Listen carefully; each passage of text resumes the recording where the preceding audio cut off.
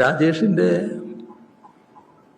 കുടുംബത്തിൽ ഭാര്യയ്ക്ക് തൊഴിൽ എന്നതാണ് പൊതുവെ ഉയർന്നു വന്നിട്ടുള്ളത്. ചെറിയ കുട്ടികളാണ്. ആ കുട്ടികളുടെ വിദ്യാഭ്യാസം സർക്കാർ ചെലവിൽ സർക്കാർ ആ ബാധ്യത മുഴുവൻ ഏറ്റെടുക്കണം. വിദ്യാഭ്യാസത്തിന് ആവശ്യമായ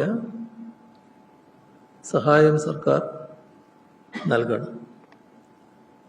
മറ്റു കുടുംബങ്ങൾക്കും ഈ തരത്തിലുള്ള സഹായം തന്നെയാണ് ആവശ്യം. അവിടെ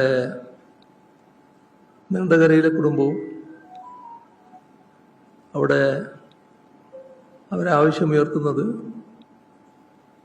ആ അമ്മയുടെ ഒരു ആവശ്യമായിട്ട് പറഞ്ഞത് ഇളയ മകനുണ്ട്.